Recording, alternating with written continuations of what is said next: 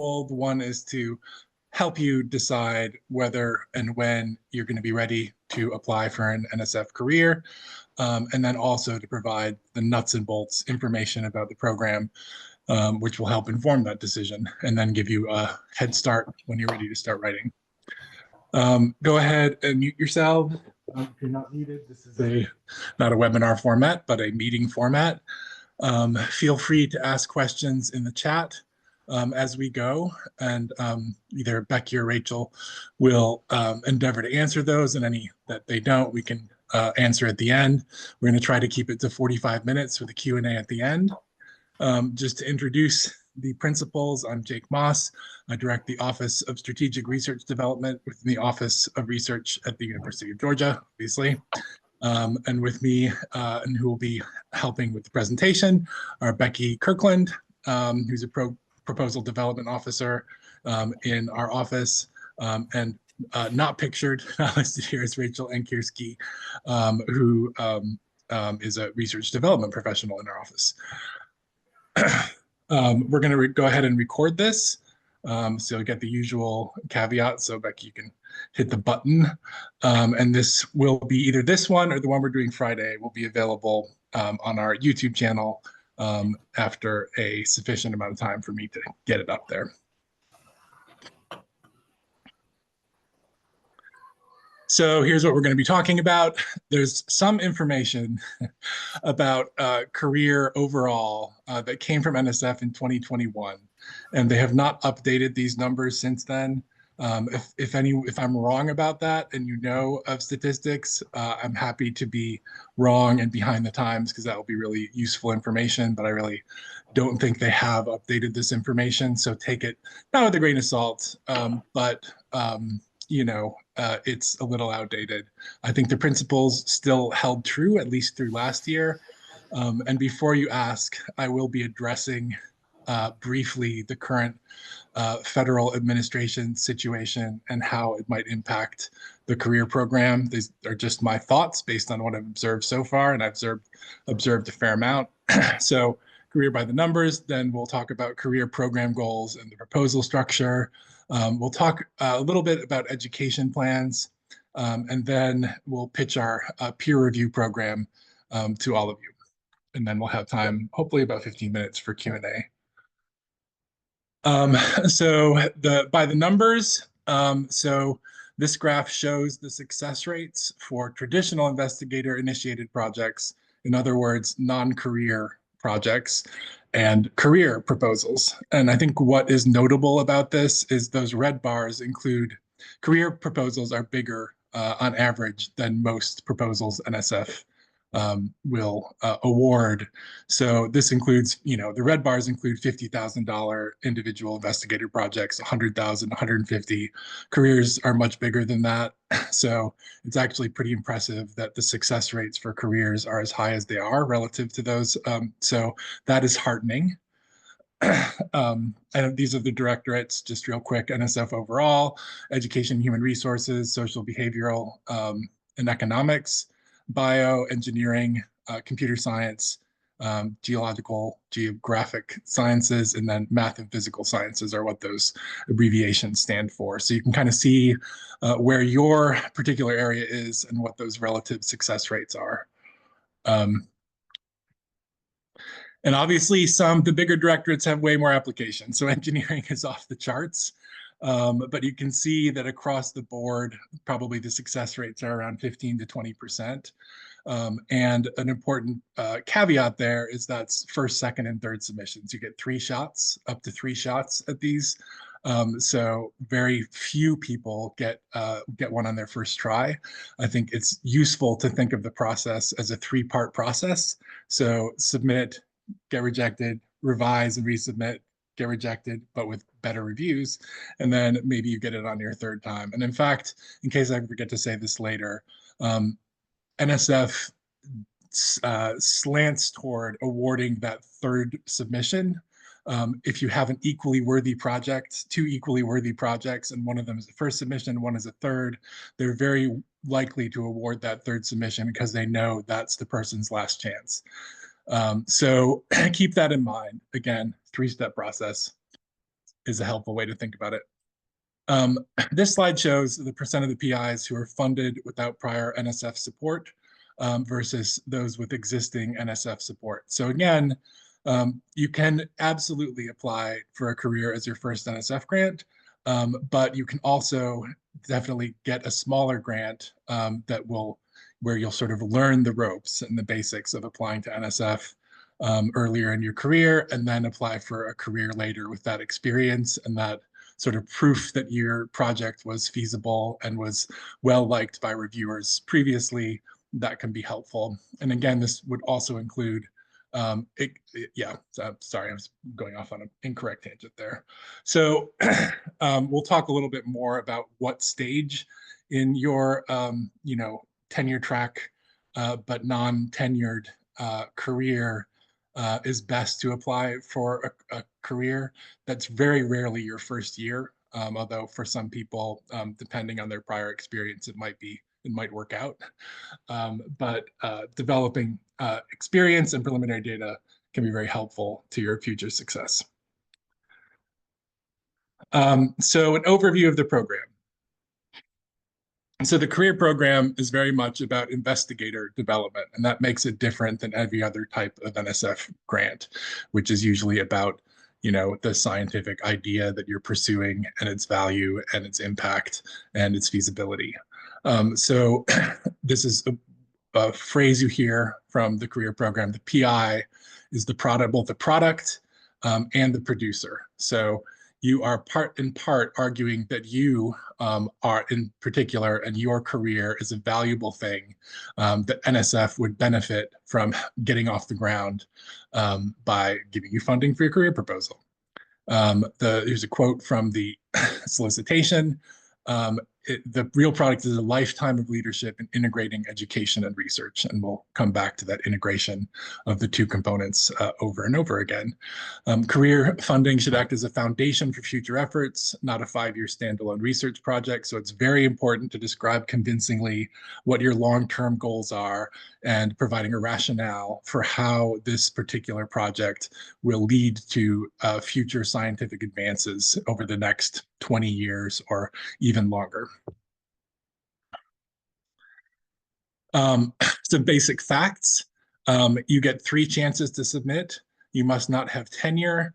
And I believe that the specifics of that are, as long as the award is issued before you have tenure, you're good to go. So even if you get tenure, even if you're going to get tenure that year, as long as the award comes before that tenure decision is made, you're okay. And that comes up once in a while. It's important to have preliminary data. This is not a starting from scratch type of thing. You'll be up against people who have fairly extensive preliminary data and fairly extensive publication records. So that is one of the main sort of reasons not to apply in your very first year if you are still developing those 2 elements. You need to have some outreach and education experience and connections. Need is probably too strong of a word, but it is to your advantage to have some experience and to have connections. And that's another thing that it can take a little bit of time to develop, especially if you're new to Athens, new to Clark County, new to Georgia. Those connections, you can certainly develop them as part of the proposal process, but if you have prior ones you can draw on, that can increase the feasibility of your proposal and the likelihood that reviewers will see that and be fairly confident that you'll be able to accomplish your educational and outreach aims. I added this one this year for my own knowledge. So think about, when you're thinking about whether to apply, factor in your time, energy, and priorities. And that's a lot of different things. That's both career things and life things. If you are, for example, the parent of a young child or many young children, and you are trying to, settle down in Athens, if you are, as a lot of new faculty are, if you are developing multiple new courses, that's a huge undertaking. And you really probably don't want to be writing a proposal at this level of complication in your first year. And there are various other things that vary according to who you are, where you are in your career, what your life situation is. So that's the takeaway here: is apply at the right time for you in your career. In terms of actually developing the proposal, um, so this is steps to success for that. And I put go in a question mark. It's helpful to think of these as a go, no go decision. So you don't want to get in way too deep and then decide you're not applying, although a lot of that experience can apply to your next submission. So it's not a total loss, but it's helpful. These are the steps I think of that are preparation to deciding whether you're going to go ahead or not. So first of all, start early. This is adequately early. We're at April 8th. We have about 3.5 months before the proposal is due. So you're all, it's good that you're here because this is counts as starting early. NSF really expects that people will talk to a program officer. And as we get to this last item, program officers may have less availability because NSF is facing reductions in force and various other, consternations right now. But it's really expected, almost mandatory, that you talk to a program officer before you submit a proposal. There are a number of reasons to do that, and they are, to make sure that you're applying to in the right place, to make sure that you are that your idea is viable, and one of the most important ones is to find out what the typical budget for the directorate and that you're applying to is, because you don't want to overshoot. It's important that your scope of work of your project is doable for the amount of money. So once you know that, you can make sure to scale your project according to what you're likely to be able to get in terms of funding from NSF. There are career webinars and workshops, and there are various opportunities for those depending on what I know that College of Engineering, for example, has their own whole workshop schedule. And then also another thing that is very helpful is to review funded proposals. And so you can find those from your colleagues. We're also happy to if you have particular people, we can recommend some people in your area that you can contact. If you take part in our peer review program, our past participants, many of them have agreed to make their proposals available to future participants. So that's one benefit of participating. And then close read the solicitation. So really understand, especially the way that they expect education and research to be integrated. I think this is on a later slide, but the career program isn't for everyone. You have to really enjoy teaching because that's an essential component of it. And then I put as a reminder to myself, which is yet unchanged. So we're working with the solicitation that was published in 2022 in a very different landscape. It remains unchanged as of today. But we have seen NSF making changes that are not necessarily even announced to existing solicitations to comply with the executive orders. So right now, the word underrepresented, the words diversity, equity, inclusion are all over this solicitation. And what I have been telling people is you have to, and all of my colleagues in research development have been telling people, you write to the solicitation. So until and unless that solicitation changes, everything in there applies. And that includes instructions for how to, for what you should write for broader impacts, how to think about broader impacts. NSF has a broader impacts page, which is linked later on in this presentation, which still has all of the stuff about underrepresented minorities and all that kind of stuff. So write to the solicitation until and unless it changes. The corollary to that is, do you try to avoid words that are on certain people's lists as being unacceptable to the administration? That's a personal choice about, that is, I don't think that reviewers can be instructed to disregard part of a existing solicitation. So that's something to keep in mind. But that's really a matter of choice. And I'm sure we'll get more questions about that by the end, and I'm happy to answer them. But that's the sort of long and short of it. In terms of funding for career proposals, this is NSF's flagship program. So then they have appropriations and they have a certain budget set for these. I wouldn't expect that to change budgetarily, It's certainly not before an actual budget is potentially passed in October, which is way past the deadline for these proposals. So I would assume, and I would encourage you to still apply for career proposals.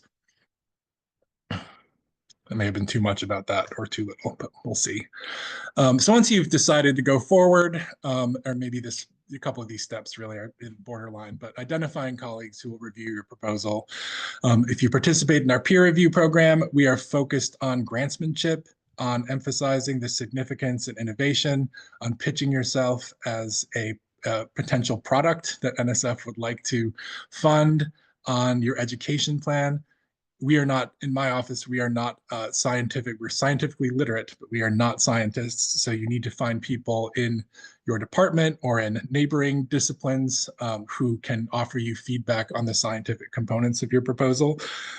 We are going to have that as more of an element of our program next year. But for now, identify colleagues who are willing to review it. The advantage is that you'll be able to get them a draft pretty early, so they can have a fair amount of time to review, which is often necessary because usually people need a couple reminders to do stuff like that. Develop a research plan that's founded on preliminary data, develop feasible but impactful outreach activities that reach I can't see that word, specific audience. Integrate research and education, and we'll talk more about that. If you're in the program, we'll have another session on strategies for doing that.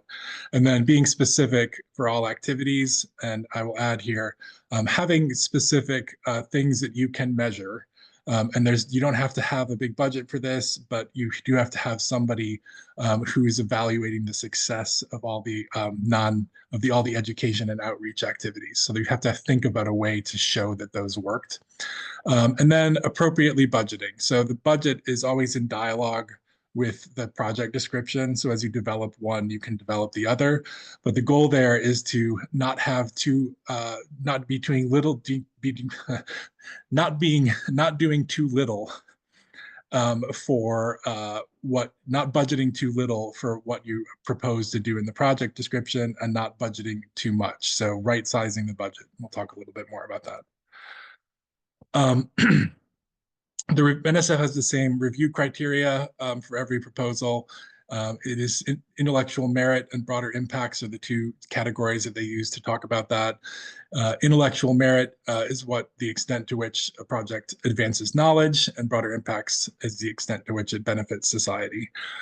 There should be innovative or transformative elements.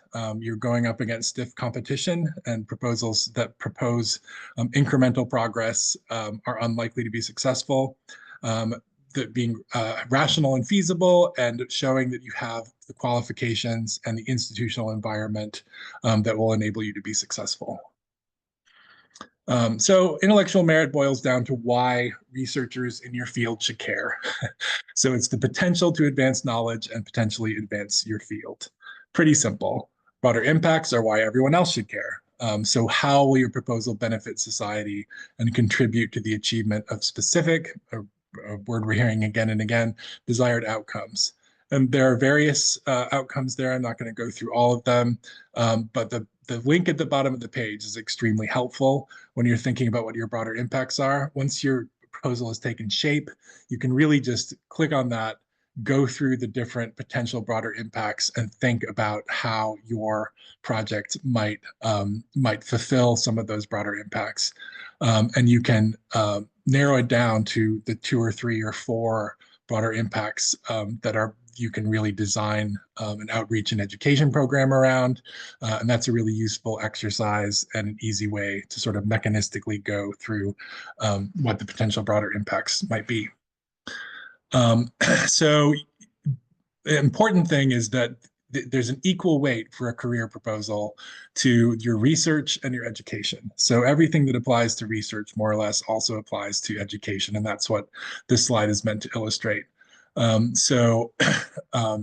Your research includes research questions or hypotheses, objectives, activities, and expected outcomes. Same thing for education. You have educational goals, objectives, activities, and expected outcomes. Don't give your education plan short shrift. You have 15 pages in the project description. Some of that's introduction and background, but then and usually people's research plans are longer, but you know, your education plan should certainly be at least 3 pages, maybe as many as 5, because it should be as well thought out as your research goal. So project description components, this is just quickly introduction and background. It's important to not right size, I already said that, but to provide just the right amount of background for reviewers to be able to understand what you're proposing, but not so much that they get bogged down in details and lose interest. The project goals and career goals are both important to have in there.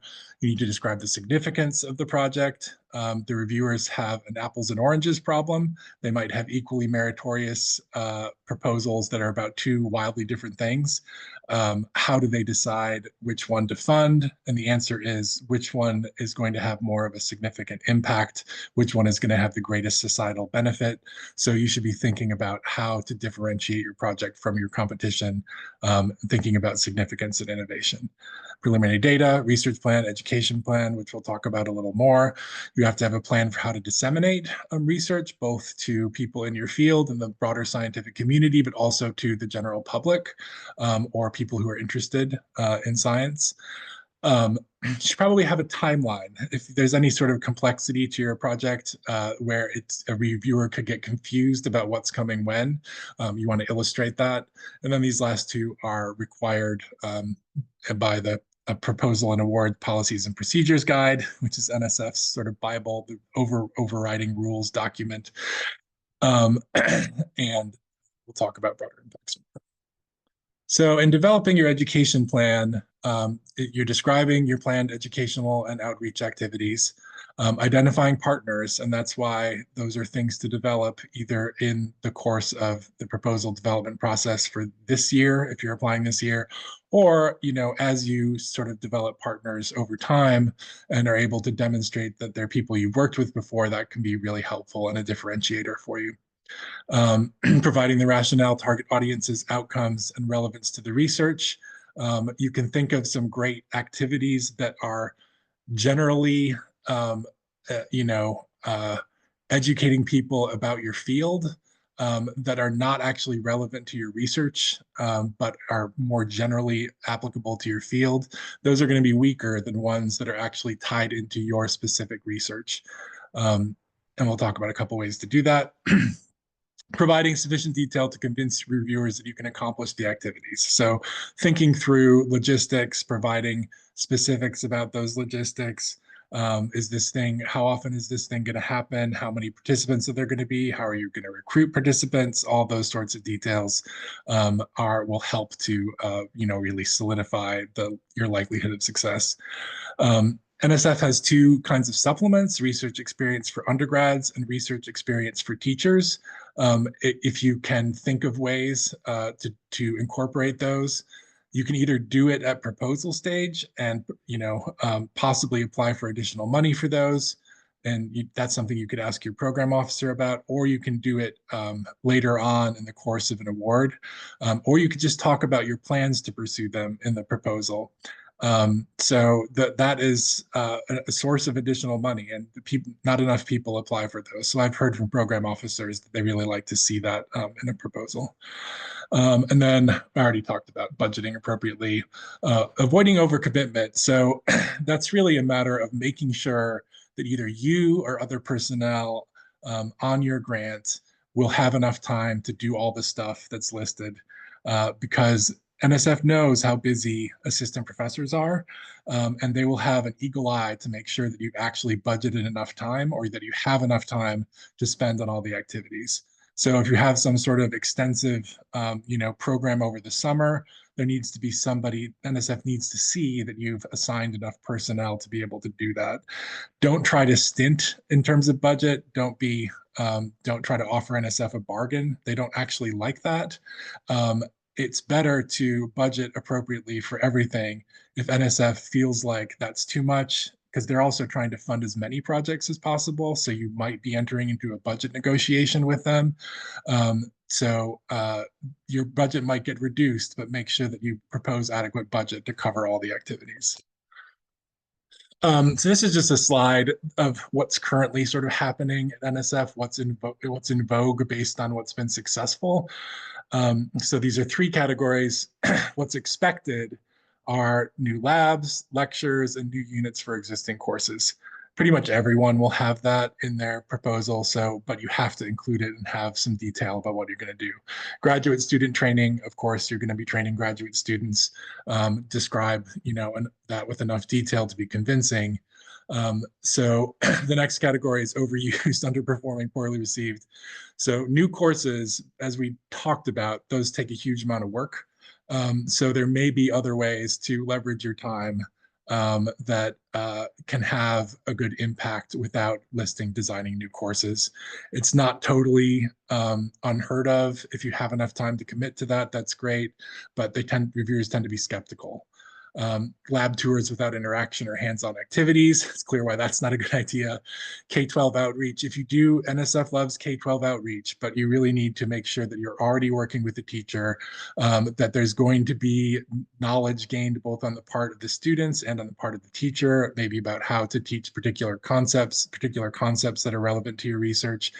And the other thing that you have to make sure is that those K-12 courses are that there's a benefit to the teachers to adding stuff to their existing units. And one of those important things is that it has to accord with the state standards for teaching. So you can't, if a teacher can't figure out a way to integrate it while still meeting the standards, then it's more of a burden for them than it is a help. And part of the way you get to that point is by trying to start those relationships early, so that you can have a dialogue about what those requirements are. So blogs and websites are passive.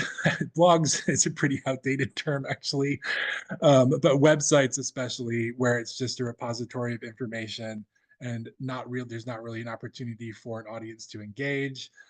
You're kind of just putting the information somewhere and hoping that people will come to it. And what I usually suggest is social media that is active and real outreach is, at least a more effective way these days to disseminate information about your project. The key is to get enough people who are interested in it. So when generally well received are citizen science and participatory science. I mean, one of the great ways you can integrate your research with outreach and education plan, is to actually have citizens collecting data for you. And that only works in some fields and some types of proposals. So, you're lucky if you're in ecology or some sort of biological science where you can actually have citizens collecting data like out in the field. But if you can think of other ways to do that, that's great. And then informal science education. So thinking about ways to get the public involved in science and to learn about your science and excited about it is important to NSF because it justifies the whole academic research enterprise. Have a plan for evaluation and assessment. I added this in red and italics and bold down here because anything that you're doing, you should be able to say, this was a success because. And when you're writing the proposal, you say, this has the potential to be successful, and here's how we're going to measure that. I think we have time to talk about this.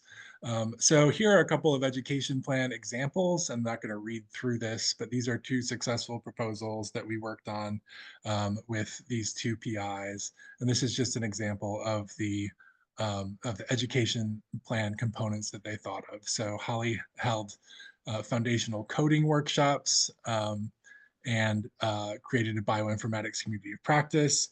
It trained student learners to teach coding, so teaching people to teach. And then she organized summer hackathons for telling stories through data. 1 second, I'll be right back. I'll go ahead and talk about this slide. Kevin Vogel designed a game for students, and he was involved in a Georgia Internship for Teachers program. Back to you. Yeah, sorry, there's someone at the door. Kevin Vogel, yeah, I think you covered some of this. The cool thing I liked that he thought of was developing a board game that is really, in that last category of participatory science and really reaching an informal science mechanism.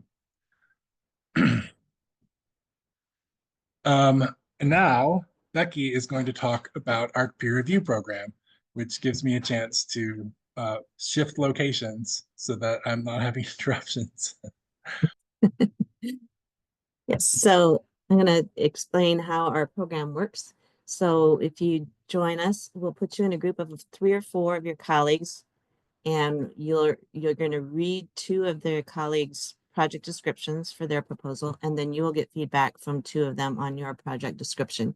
And the point here is not to provide scientific review or critique of your experimental methods. There's so many STEM fields represented among the NSF directorates that it's unlikely that you're actually going to get matched with somebody whose expertise is really close to yours, but we'll do our best to match up as best as we can. But this program focuses more on the other grantsmanship skills and components, such as, are you making a convincing argument for funding? Is it clear what your deliverables and your objectives are? What will the outcomes be that you want to promote? As Jake was saying, to be as significant as possible societally. Do you have a convincing broader impact program? Is the education and outreach program feasible? Does it convey the degree of innovation and novelty that NSF looks for? Your non-expert colleagues can give you feedback on all these features of your project description. When you read your 2 colleagues' project descriptions and you'll get feedback back from 2, you can see what other people are doing, and sometimes that sparks some creative ideas that you can apply to your own project.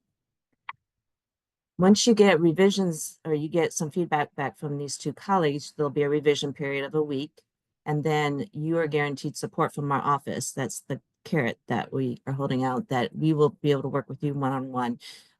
Our office is rather small, so we don't always have the capacity to work one-on-one with a single PI proposal, but if you're a participant in this program, you're guaranteed that we will review your proposal and help you out. We can edit, give feedback, ask you questions, kind of evaluate these same sorts of things and improve your chances of success. We also help anyone who's submitting a resubmission because it helps us to have the completed proposal that's already gone through 1 cycle of review. And then we help you work with the feedback that you received, try to interpret what they liked, what they thought came up short, and how you can address that. And we'll create a strategy resubmission chart that you can work with and think through how you're going to address those critiques. We also help you find your sponsored program representative or the grants administrators for your unit, and then we will coordinate with that person or that office for you to submit. And then the next slide, why participate? That's the right one. Yeah. So also for our participants, we're going to provide 3 additional workshops. One is about how to make the best argument for funding. We're bringing in Julie Martin this year. She's the director of the Engineering Education Transformations Institute, and she's a professor of engineering education. She's also a former program director in the Engineering Education Incentives Division at the National Science Foundation. Her research focuses on social capital and methodological activism, and she aims to elevate the experiences, assets, and voices of student groups. So that'll be a great presentation that you don't want to miss. The 3rd workshop will be how to provide effective feedback to your peers. So we have a rubric that we will provide you to help you evaluate the project descriptions of the people you're working with in your group. We also give you a timeline and accountability and peer support. I'll show you the timeline next, but I'll be keeping after you and reminding you of due dates and what you need to be working on. And I'll put on my nagging hat, which I've worn in well at home, as my husband can attest. And we'll teach you to think like a reviewer, and you'll have, as Jake mentioned, access to other resources, including our library of successful proposals of UGA investigators, in addition to our feedback and editing that we will provide. And the timeline is is this. This week is our info sessions. And we ask if you can commit to participating by Monday, and then we will develop our peer groups and assign you as best we can to somebody in a relatively similar field. Then you will be required to get your draft to them by June 9th. And then they get a week. You all get a week to review your colleagues' project descriptions and return them around. And then you will send them to us. Once you incorporate those revisions, you will send them to the Office of Strategic Research Development on June 23rd. And then we'll turn them all around in 2 weeks. And that gives you 10 days to submit it by the internal due date of sponsored programs, which is usually about 4 business days before the actual funder's deadline. And then if you decide to apply next year, there are some things you can be doing now to help get you ready and strengthen your chances of success. One is volunteering to be a reviewer at NSF, which is supposed to be really helpful, we hear.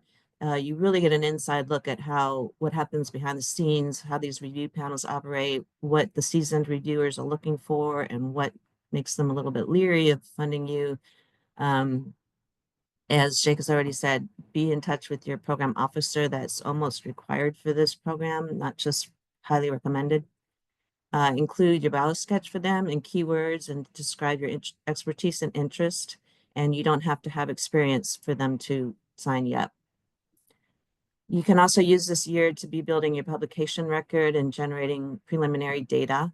And you can pilot your education outreach activities so you can be establishing those connections with whatever teachers or groups in the community that you want to work with. Gives you a chance to get your feet wet and see what works, what doesn't work, get some feedback from people out there in our community. You can also be applying for smaller grants and show success hopefully there, and that also demonstrates to them that you are capable of running the program and succeeding, and all that goes with that. It's also really helpful if you can be a co-PI on someone else's grant. That sort of sets up a mentoring, informal or formal type of mentoring for you to work with your more senior colleagues.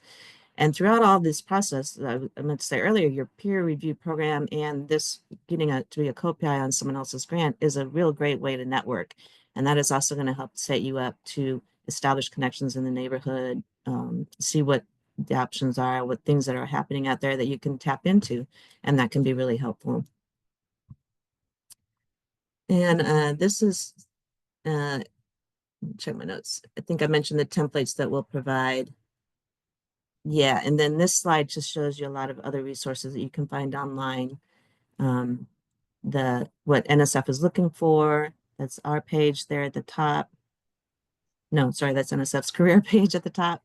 Then our link is the third one, and then sponsored programs, sponsored projects here has some really helpful web pages too that you should look at. And yep. Just to add to that, so the second link is NSF developed what they call their 10 big ideas, and those are sort of broad areas of inquiry. A lot of them are interdisciplinary, where you can find out about those and see if your research slots into or relates to one of them. And if you can, add that as an argument for why your proposal fits into NSF's mission, that can be, really helpful in both sort of orienting your NSF toward your research, and, you might get a little bit of advantage from doing something in an area that they're especially interested in. And I'm going to put in the chat a link that NSF has on their page now that they keep updated regularly about how they're responding to the executive orders. And I just accidentally pasted twice. And that can be useful as you're writing a proposal, just to keep up with anything that changes. And we have time for a few questions.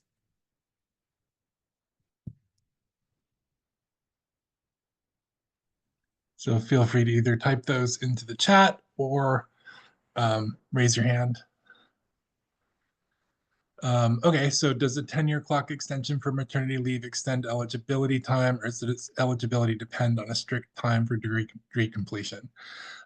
So I think the answer to that is that it is No, the first question is no.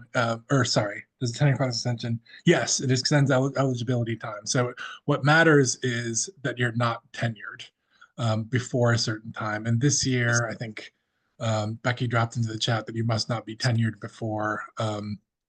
uh, before the Due proposal date. submission, the due date of July 23rd. So it's really, I really think about it from the other end. Are you tenured or not? So it doesn't matter how long it takes you to get tenure as long as you're tenure track and you don't have tenure by the proposal due date. Does that answer the question? I think I took a long way to get there. Okay, thumbs up. So yes. Okay, so other questions?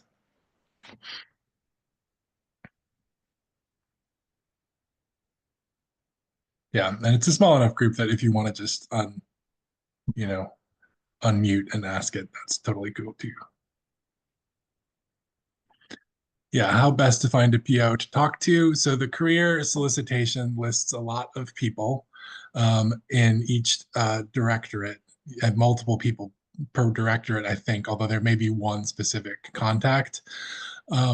So the time to reach out to a program officer is also the time when you're able to write a coherent paragraph about what your project is going to do, both in terms of your career advancement, in terms of your research, and in terms of the education plan.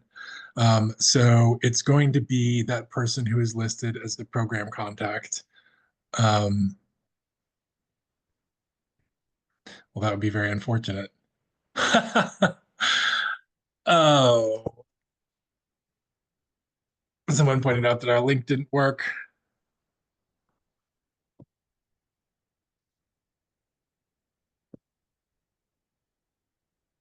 It was working. That's weird. That edu is not part of it, or rather, Link research. it works for me. Maybe it's the HT. When I Yeah, click that's on the it, it same one. gets. Is it not working for you? It works for me. No, it is. When I clicked on that link, it didn't work. Oh, that's Okay. missing a O. Where did Oh yeah, you it's just a spell? typo. Development does not work. So I'm afraid that was user error. Ciao. Let me check it. Okay, so what I was saying was, yeah. So when you get to that point when you can give a good pitch and you can send that, don't send any more than one page, um, and and ask for a either call or a Zoom. Like, can we have a 15-minute Zoom to talk about my project? So you're just reaching out to that person, giving them a bare minimum information about your project because they're not going to read more than that, and then arranging a time to discuss it. Another question: how to sign up as a volunteer reviewer? I think we can go. Let's go back to that slide.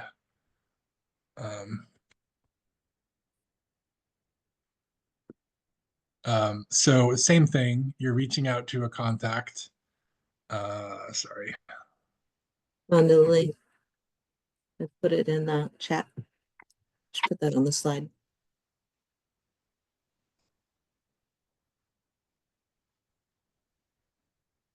There's a web page I put in the chat. Okay. I'm not seeing it. Oh, sorry. I don't know why I went to. Yeah, so you're emailing a program officer who's in that area. It could probably be any of them. If you've had a previous good experience with someone who is responsive, because they're not all responsive, that's a good person to email. If you don't have that, you can go ahead and email the program contact in this who's listed in the solicitation for the directorate you would be applying to. So it's really just sending an email saying, I'm interested in being a reviewer for the career program, include your bio sketch and a little bit about your expertise or interest. And NSF is always looking for reviewers. One of the things that's happening now as a result of the executive orders is that things are delayed. So, um, there was a while where there were no proposal review panels are being held. So I think this would be actually an especially good time to offer yourself as a reviewer, because they're going to be they're going to be trying to schedule them, as quickly as possible to make up for lost time. So I think that it sort of improves your chances of being selected. But that's the process.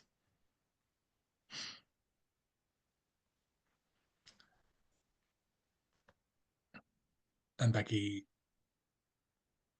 might have posted something that is better than what I just said.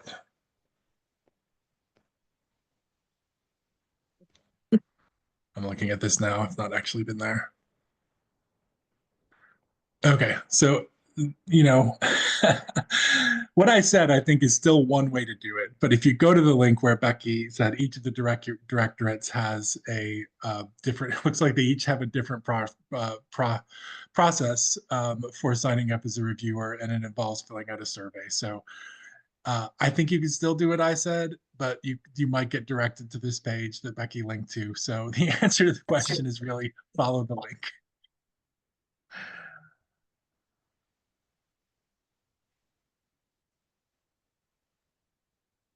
More questions?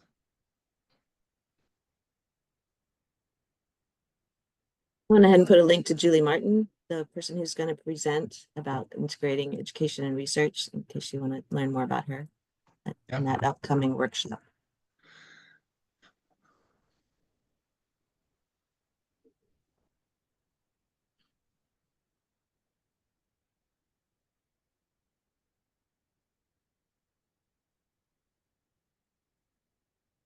Okay. Thank you for coming. We would like, again, to know whether you want to be part of our peer review program by this coming Monday. If you're a glutton for punishment, we're having another one of these on Friday. It's going to be very similar, but maybe a different Q&A. And if you have other questions about the program, you can email Becky or me, or other questions, career questions in general. One thing I wanted to make, clear is that you don't have to enroll in the program every year if you don't make it the first time. We will help anyone with the resubmission. You are certainly welcome to do peer review again. But once you've been through it once, if you're working on a resubmission, we're happy to help you with that resubmission, regardless of whether you're enrolled in the program. Becky, can you think of anything else that we didn't cover? Don't have anything right now. Okay. All right. Well, thank you all for coming, and good luck in your decision-making process and with your career proposals. Thank you.